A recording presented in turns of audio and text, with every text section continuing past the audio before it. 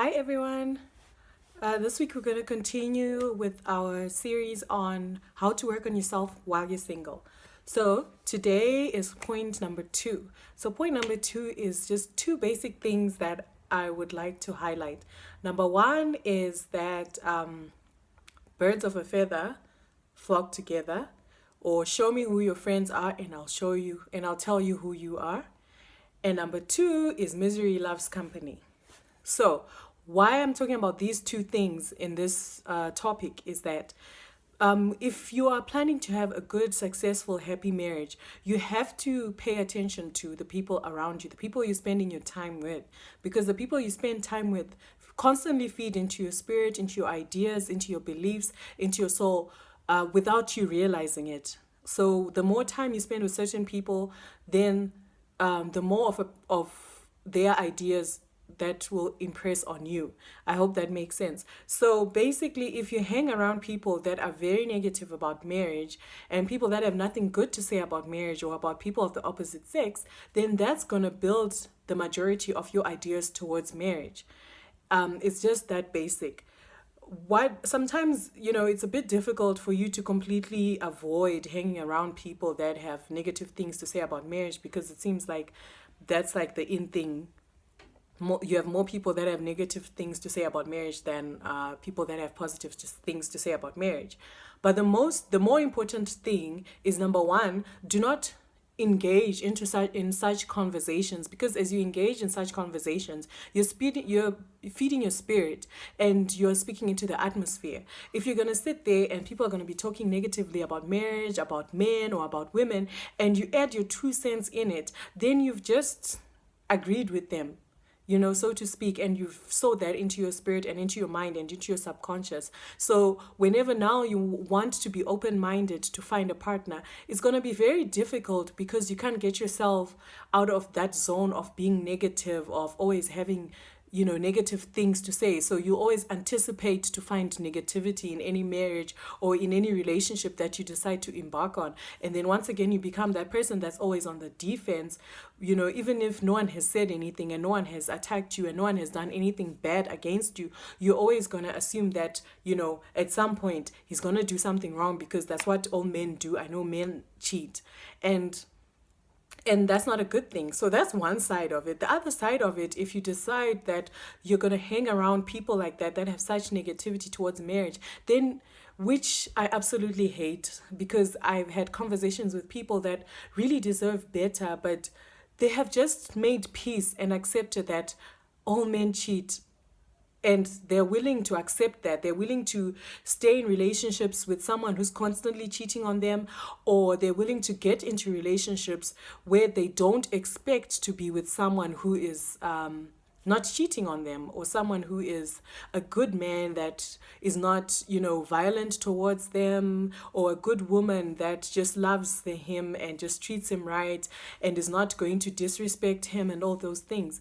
And it's very heartbreaking when I find people that have lowered their expectations for marriage, and they've just accepted that, yes, I want to get married, but anyway, I must just accept that even if I get married, all men cheat. That's how marriage is, and I must just hang in there for the kids, or hang in there for the image of marriage. And that is so heartbreaking, because God has so much more for you. God has a beautiful picture of what marriage is, and you can't make a decision like that, because basically, and I know I've mentioned it before, basically all you're saying is, even though you believe that God is able to give you everything else that is perfect and beautiful, you think he will give you marriage and give you a man that cheats. I don't understand that mentality. If you believe that God is good and God has nothing but wonderful things for you, then why on earth would you believe that God would just build all men the same and would just build all men to cheat, and you just have to make peace with the men that you have, or you just have to make peace with getting a man that cheats? Because the thing is, now you've sown into the atmosphere. So all the guys that you're going to bump into or date or whatever, they're going to cheat. They're going to be violent. They're going to be abusive, emotionally abusive, or physically abusive because you've accepted and you've called it into your life, because you've said, all men cheat, all men are violent, all men are abusive, all men are controlling. You've called that to you. You've called that into your space, into your atmosphere, into your life. So that's what you're going to get. And then you're going to start engaging more and more in these conversations with people that are negative towards marriage. And you're going to start feeding into this belief and into this idea. And as you feed into it, it feeds into your life, it feeds into your spirit, and you become one of those negative people that are negative towards marriage, but you're married. And that's the other thing I don't get. You get a lot of people that are negative towards marriage, but they're married. So why are you married? So just be careful the people that you hang out with, the people that you choose to feed from. What I like to do most of the time is when I find a couple that I see that has good, positive things, godly principles, especially me and my husband, we like to stick to those people. We like to spend time with those people. We like to talk to those people, because that's the kind of thing we like to feed into our marriage. We like to feed into what we believe a godly marriage is. If we find a couple that's got other issues and other principles that are not godly principles, or principles that we believe come from what God has said marriage is, then we will probably stay away from you, because we don't want to feed that into our marriage. That is not what we believe in. And of course, we're gonna find more people that don't reflect the true meaning of what marriage is according to God. But it doesn't mean that the people that do reflect what a godly marriage is are not there, because they're there. It's just a matter of you setting your mind to say, this is what I want to feed my soul with. Lord, bring these people in my life, because that's what I believe you want to give me, and that's what I want to believe build my spirit upon. And when you do that, then you will start to focus and see people that have those positive ideas, that have those positive beliefs, and that are living in that positive marriage kind of situation.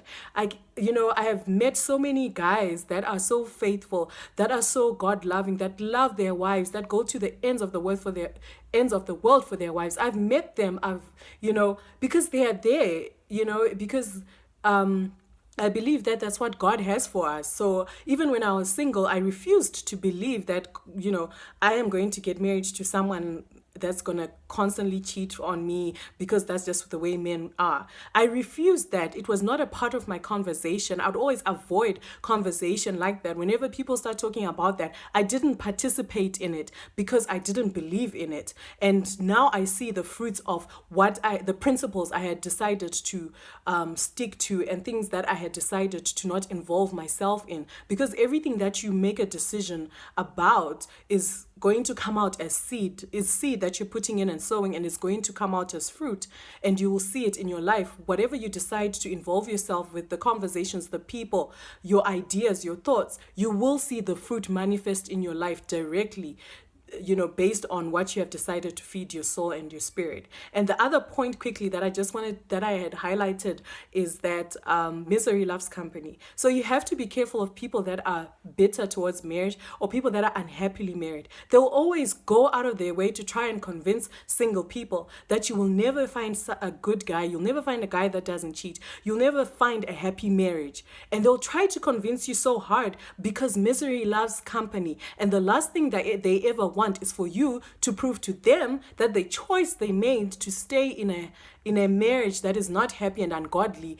is the wrong choice, and that they could have made a better choice. So you have to be careful with people like that, because they like to talk a lot about how negative marriage is, and how bad all men are, how bad all women are, and how bad marriage is. But the only reason why they push so hard and try to convince you when you're single is just because misery loves company. They want you to be miserable with them, and they don't want you to go out there and get a good marriage, and to prove to them that they probably made the wrong decision when they chose their partner, or their marriage is one out of many, it's just one, and there's many other good marriages out there. They don't want to see that, and they don't want to accept that, because then that would mean to them that they made a mistake, that they are stuck in a relationship that they didn't need to be stuck in. So that's all I have to share for today for this series, and I will continue with our series next week.